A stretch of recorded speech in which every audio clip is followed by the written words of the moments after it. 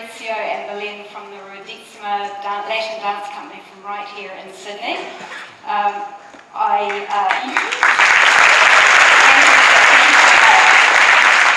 Yes, you might be thinking it's a little odd that there are tango dancers in the middle of a marketing conference, and maybe wondering why we're doing that. But today I would like to invite you all to learn to dance the tango. Not up here on the stage with me, but in an imaginary way, and not just with any partner, but with your very own tiger. So let's figure out how to do that today. So if my name sounds familiar to you, it probably is now because you've seen it on the front cover of this rather large book that you've been given today, called How to Tango with a Tiger, a Marketer's Guide to Working with Creative Communications Agencies. And today, it's been produced in association with the AANA, and today in conjunction with the team there and with John, we are really pleased and very proud to be able to launch this book into the world, to release the tiger into the wild, and you are all the first people in the world to receive a copy. So it's a very special day for us.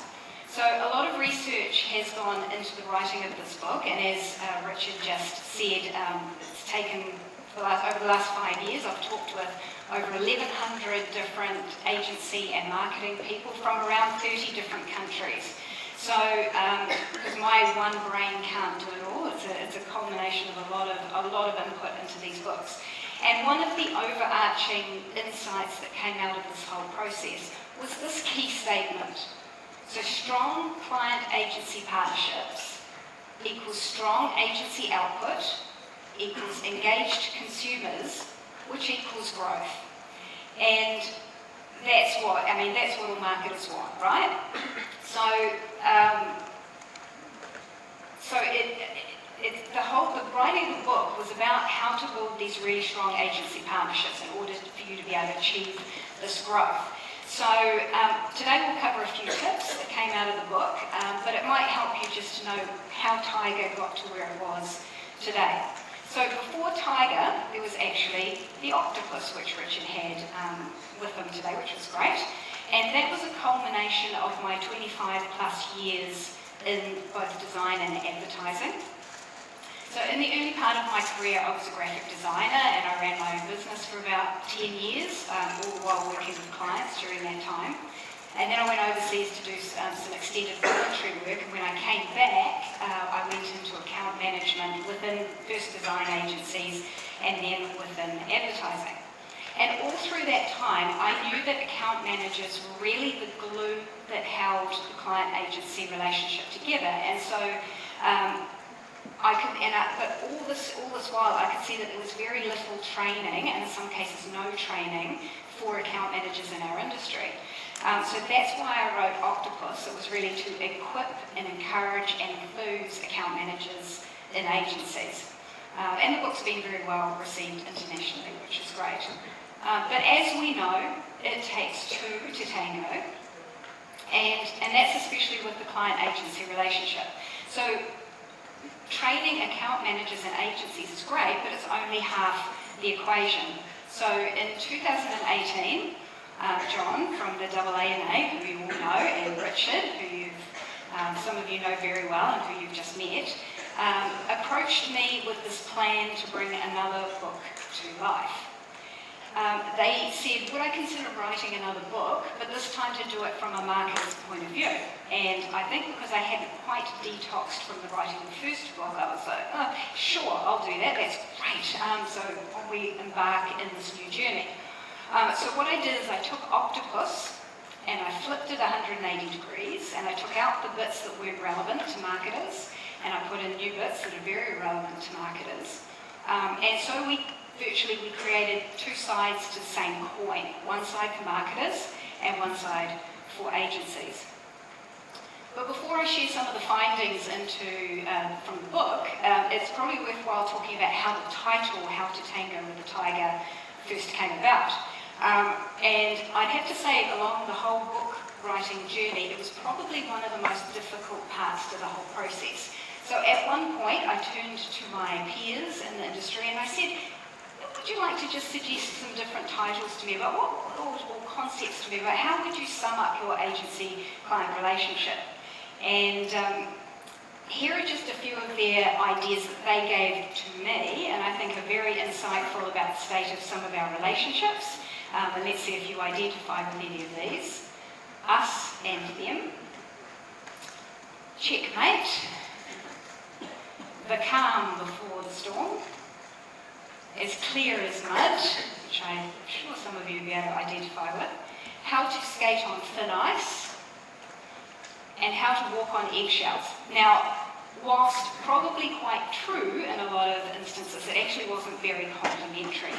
So one of the big words that came out of this whole process was the word partnership. So ideally, I really wanted to find a metaphor that was going to be able to sum up this great notion of partnership that we have with clients and agencies. And my first attempt was this one. How to salsa with a centipede. Because I felt that the notion of a partner dance really, really did sum this up very, very well. And whilst to this day this is still one of my favourite titles that we could have come up with, because I think it well describes either working with one or more agencies together really, really well. It did end up on the cutting room floor when someone suggested that agencies would not like to be known as an insect. So the next one we had was how to tango with a tiger. So then I would ask you, what's the state of your agency relationships? Do you have an us and them type situation, or are you tangoing pretty well with your tiger?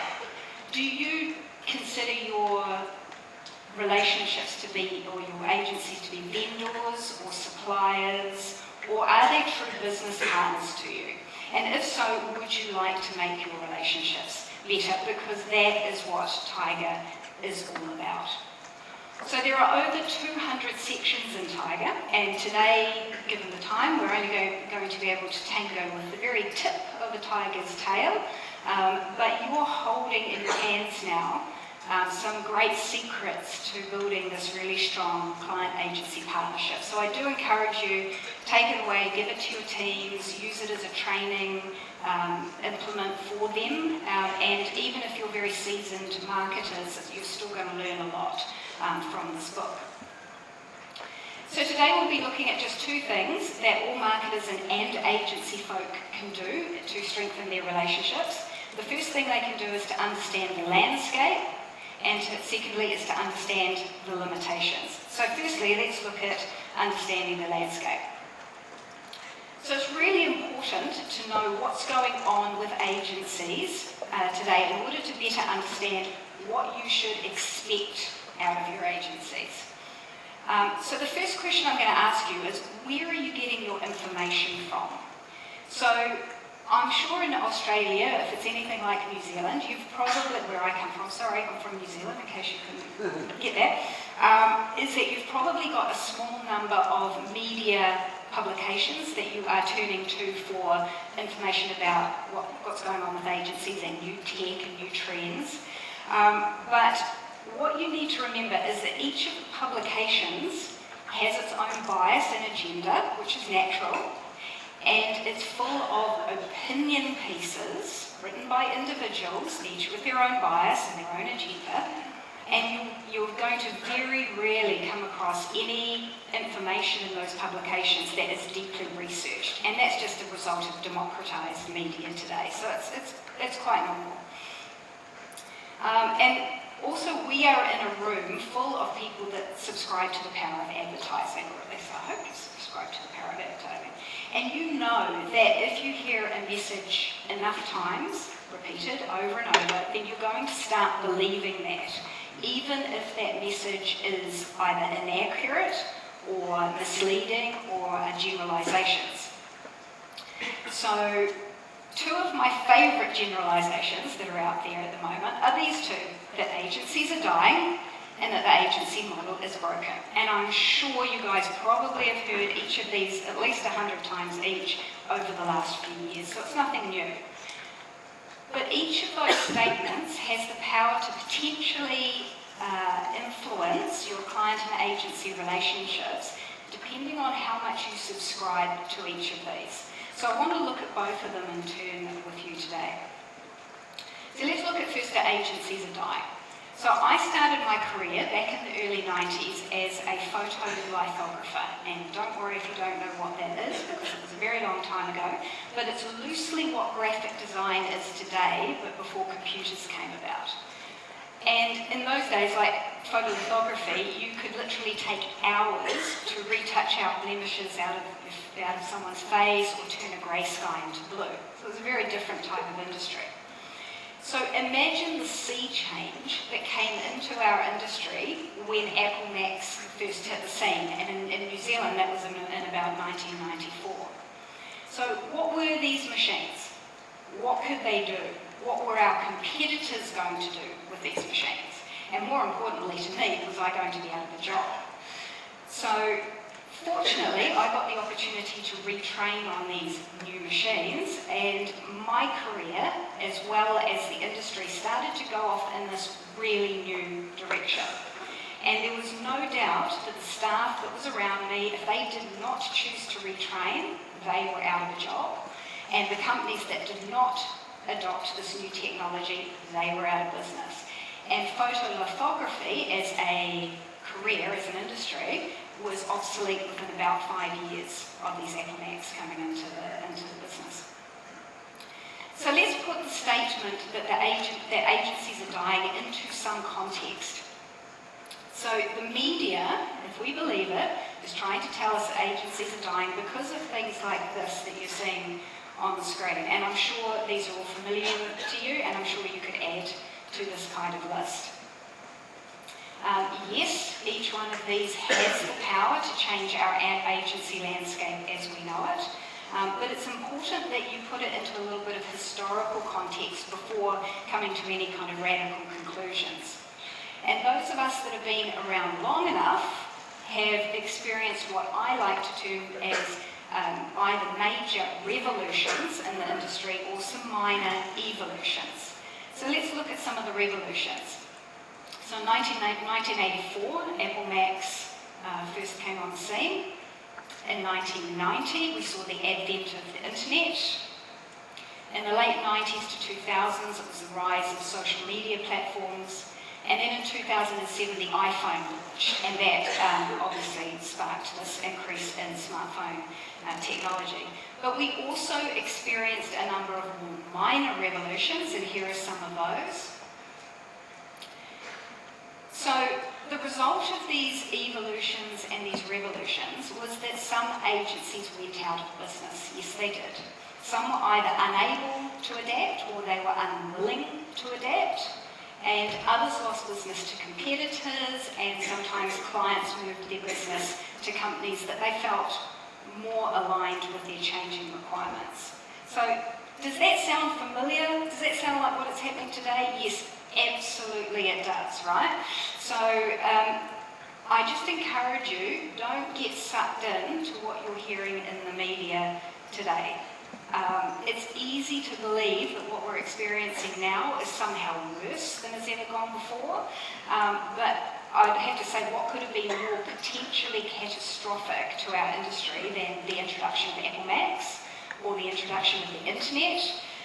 So it's just a case of putting that into a little bit of perspective. So our industry not only survived during that time, it continued to thrive because it had to, and a period of intense agency change is actually not a bad thing. It's really not. I actually find it quite an exciting thing, but then I'm not an agency owner, just have to say. But I think in these times, in these particular times, then I encourage you to start asking your agencies these kind of questions. What capability message are you getting from your agency? What conversations are you having with your agency about the changes in the industry? And if you're not having those conversations, you really should. How are you maintaining and future-proofing your agency relationships? Is your agency's offering keeping pace with the times and with your requirements?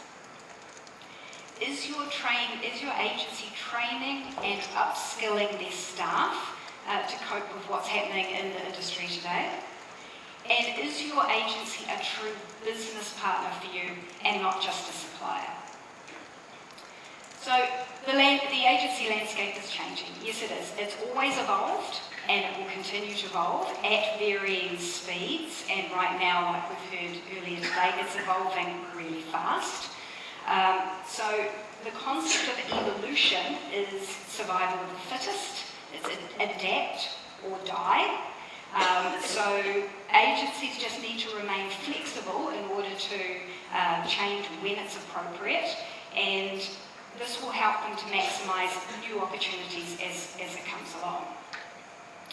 So let's look at the second one, and the second statement, the second generalisation, which is the agency model is broken. And this is actually my most favourite generalisation, because to me it's the most ridiculous of all of them.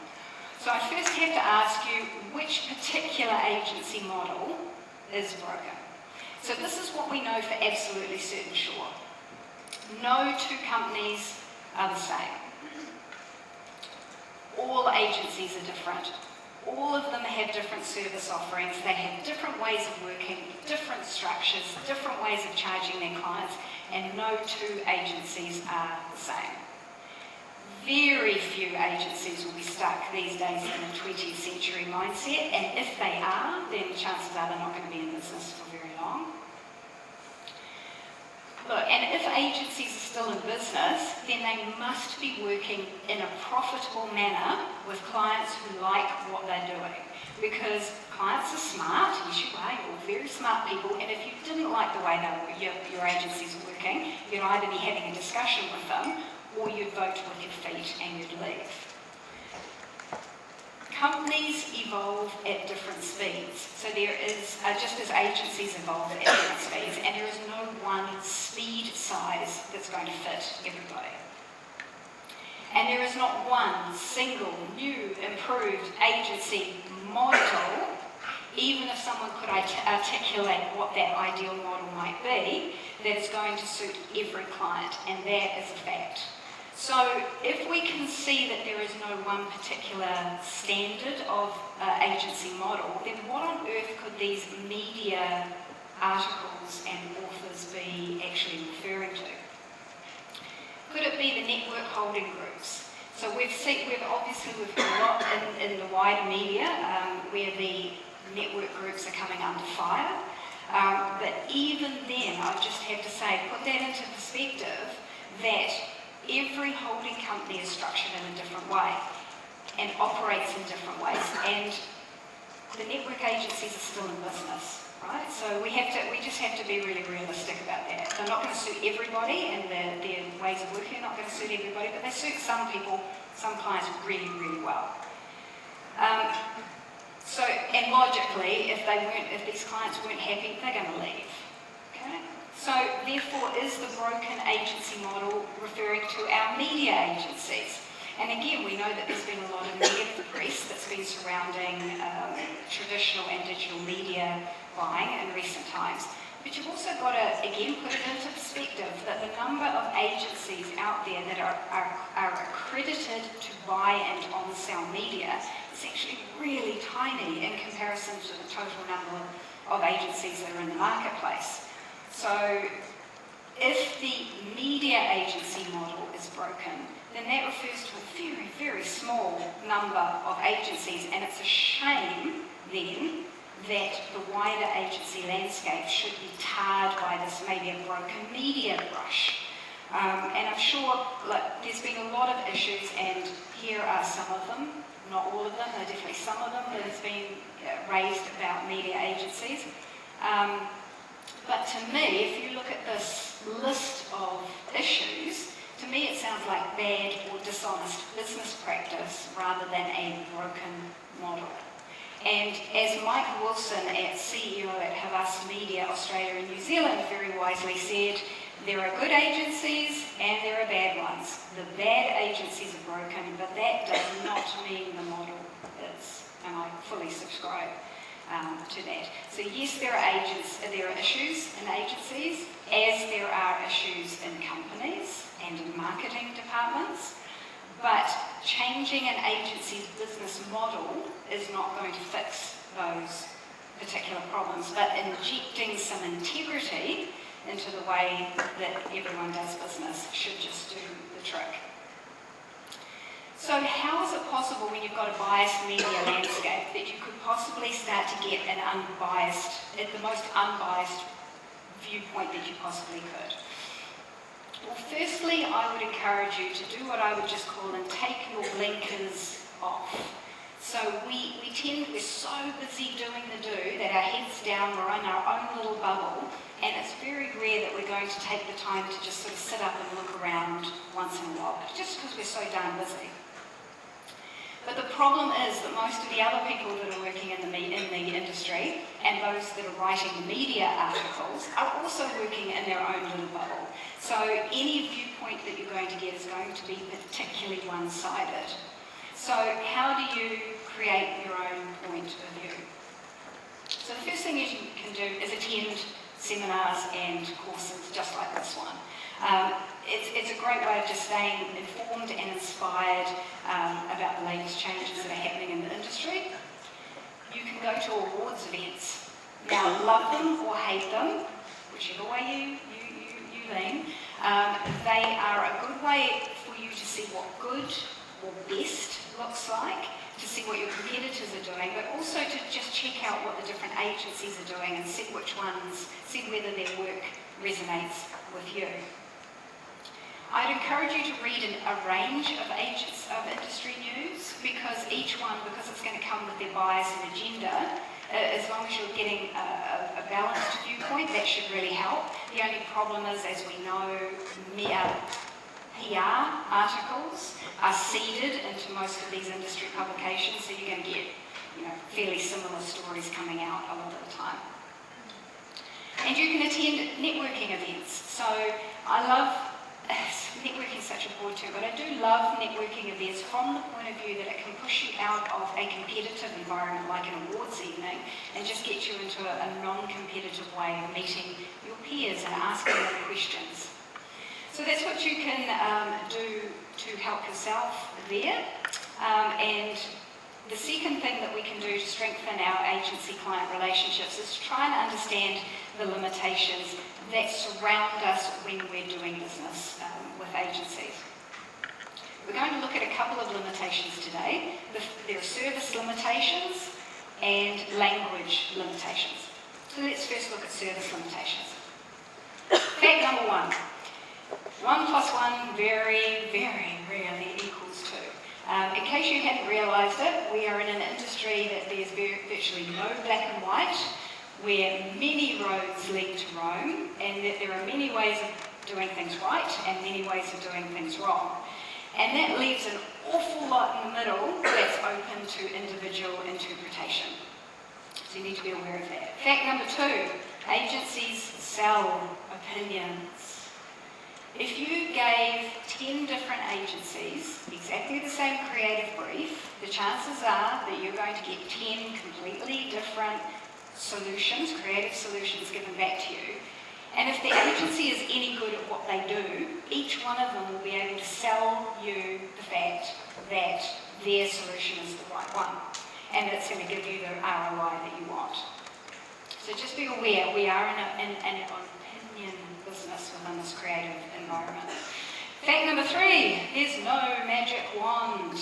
And it's natural to think that your agency is going to be able to solve all your business and comms type problems, but it's not always feasible. So one of the last clients that I had before I left agency land was a QSR, or a quick service restaurant, or a burger joint, and a very well-known one, I would have to say. And we used to put out a new campaign approximately every 8 to 12 weeks. And that would also include new product releases. Each of these campaigns would require some creative ideation and about 20 pieces of point of sale. And the client relied on each one of these campaigns to reach a certain sales target and a certain revenue figure. Now, neither of those figures our agency had any part in setting, so these were targets that we were told, not consulted with. most of our campaigns, unfortunately, yielded very moderate to disappointing results. And as you can imagine, we would get the hard word at the end of every campaign, saying why, what happened, what went wrong.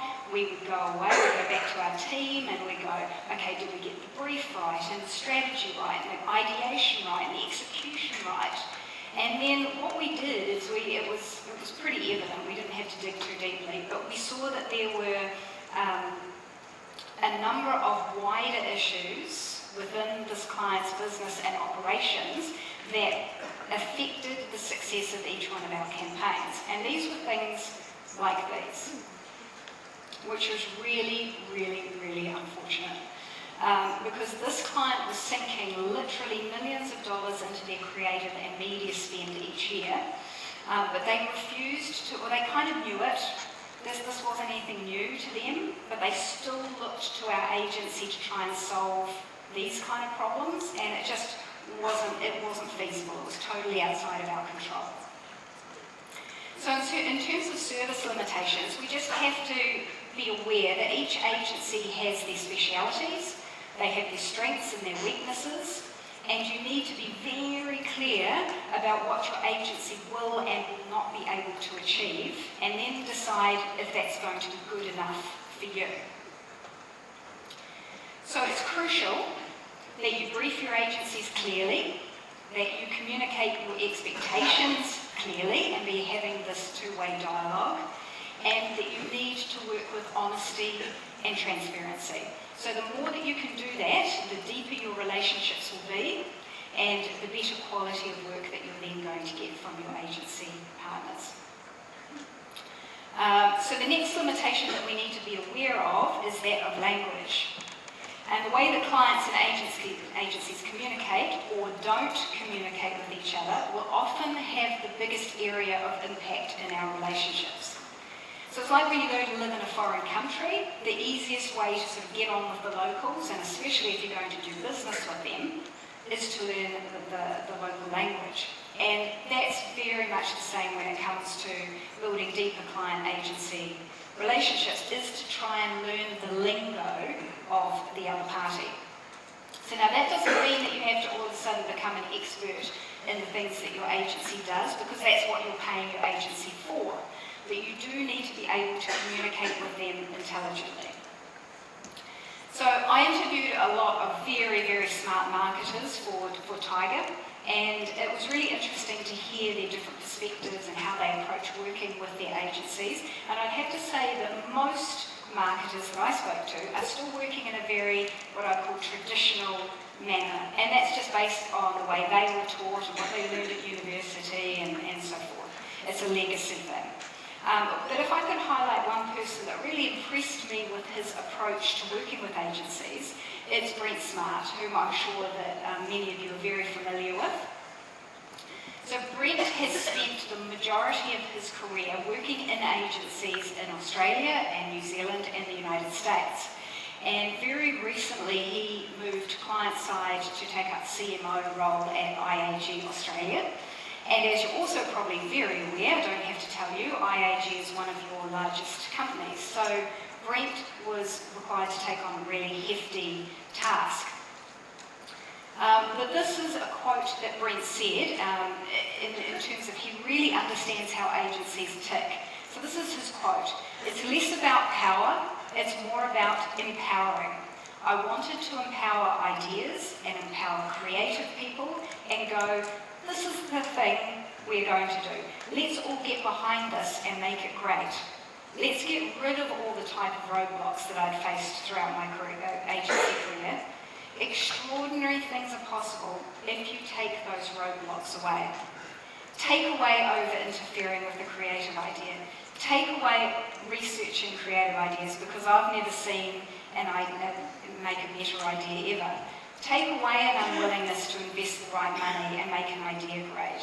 You know, take all that away and see what's possible. That's what I try and do." So Brent has looked at the way that traditional marketing works, and he's questioned, how could we do it better? So it's obvious that most of you sitting in this room and most marketers will never be able to work agency side like Brent has, and You should never be expected to do that. But there are lots of things that can help you gain an understanding of the agency landscape, such as these. Have a read of the book. Give it to your teams, let them read it, because some really good insights into the way agencies work are in that book. Spend quality time with your agencies. Face-to-face time. Get to know their business better as much as you're expecting to get to know your business. And get to know them on a deeper level than just order in deliverables out. Ask a lot of questions. There are no stupid questions in this business, right? And it's perfectly okay to admit that you might not know something, because that's the way that you're going to learn. This is a big topic that I wish I could spend a lot of time talking about. It's a passion topic of mine, but I really encourage you to get rid of the words hours and hourly rate out of your conversations with your agencies and learn to talk in the language of value. And this is a quote that one of your Australian marketers, Carl Winther, said, "I prefer to pay for value. If a creative smashes an idea in 10 minutes and it makes us millions of dollars, who the hell cares about the time it took?" Hear, hear. Let your agencies get to know you and your consumers. Agencies want to get to know you, but often marketers just sort of hold their agencies at arm's length, and it's really important that you just open that up open yourselves up as much as you can. Be a lifelong learner. With such a complex industry, you're never going to know everything. It's just a fact. So always be open to learning new things, and that applies to all you senior marketers out there, as well as your juniors underneath you.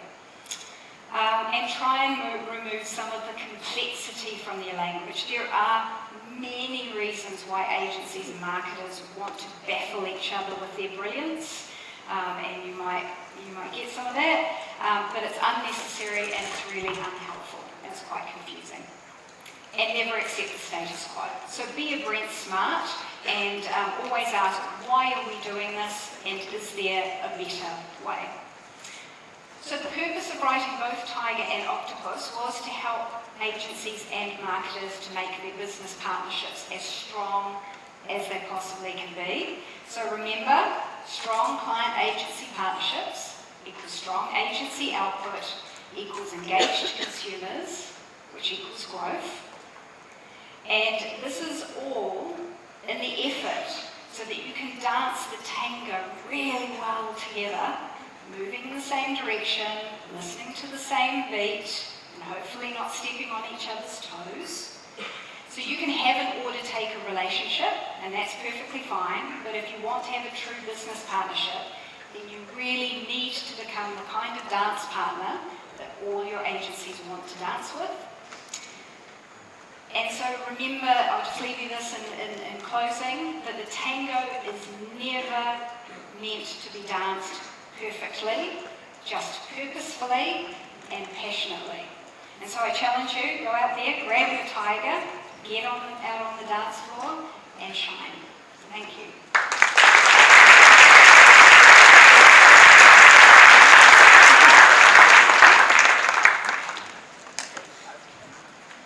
Sarah, thank you so much for sharing your view of both agencies and marketing with us today in this Thursday afternoon sessions. Hopefully we can all agree that it was a very, very insightful prezzo. Yep. It's so great to hear how relationships can be formed to make great work and hopefully as a result of that really grow all our businesses. So I've got a couple of questions here that have been sent through. The first one is about dancing, I suppose, and whether or not there's any differences between dancing with big agencies or indeed small agencies, and what are the intricacies around managing relationships with some of the bigger agencies versus some smaller agile agencies. So specifically the question is it true that brands prefer to work more and more with relatively small and agile or boutique agencies rather than the usual big multinationals? That's a really interesting question. In the research for the book, I asked a very specific question, exactly that, to a whole range of marketers, and I said, You know, would you prefer to work with one agency that can do it all, or individual specialist agencies, smaller agencies? And I actually approached that thinking, I really thought it was going to skew one way or the other, but it was basically 50-50 in the results. And when I look at it objectively, like what I was saying before, every client's different, and it comes down to some way. It's not just the way your business is structured and wants, you know, certain. It's not like saying a big business wants to work with a big agency. It doesn't work like that. Often it even comes down to the marketer and the individual themselves. They don't have time to work with a whole lot of small agencies, and so they'll naturally gravitate towards one agency that do everything. So I think I'd love to be able to give you a definitive answer, but there really is no one simple answer for that. No. You've talked a lot today about agencies and working with agencies, and the basis of that, and what I'm hearing, is that it's an ongoing relationship. Some marketers, however, are choosing agencies to go in and out of the agency landscape on a project-by-project basis. So tell us what are some of the pros and cons in your view around dipping in and out of agencies or managing creative projects or creative work on a project basis? Yes. Again, I'd have to bring it back to just what I was sort of saying before. You can have that order-taker relationship. You can have that dip in and out, absolutely. You can have a stable of agencies that you go to just for projects here and there, and there are really very genuine fiscal reasons why you would do that as much as anything else. But the bottom line is you really are not going to build deep relationships if you're just going in and out to the different agencies, right? They're only going, and they're not going to want to give back to you in the same way that a deep relationship would be built over time, because they're kind of going, oh well, we don't know whether we're going to get ongoing revenue from you. So it's a two-way street, and this is the thing, that's why I think the tango is such a beautiful metaphor for it. It's got to be two partners moving together to achieve a certain outcome. And if you're working separately on these kind of ad hoc relationships, you're not going to get that so much. Yeah. We talked before your session around the balance and the skill and the art of deciding and understanding what to tell an agency and what not to tell an agency when you're developing and briefing great campaigns. So, in your view, what should a client keep back of house and what should a client keep to themselves in order to really enable that great creative process? Yeah, look, and again, this is going to be down to your individual discernment as to what you say. There's a risk of being too transparent in the way that you deal with agencies, and frankly, agencies don't need to know a lot. There is a measure. I think the main thing is give your agency enough information to be able to do their job really well, and if your agencies have questions for you that perhaps dig a little bit deeper than your comfort zone, be open to answering those questions and going and pushing yourself a little bit more, because if an agency works on just tidbits of information, they can't deliver. They just can't deliver a good campaign for you. But you have to be comfortable, and maybe just give it a go and try. Try being very and the transparency is not just with like business information and sales figures and that kind of thing. It's like, what's your marketing budget for the year? Like actually honestly telling them what have you got to spend? But give it a go. Be quite transparent, hold back, see what works for you. You'll figure it out. Yeah. Well, Sarah, I'm getting the wrap up. We've unfortunately run out of time, but thank you once again for sharing your ideas around what really builds a meaningful partnership with our agency partners. So please put your hands together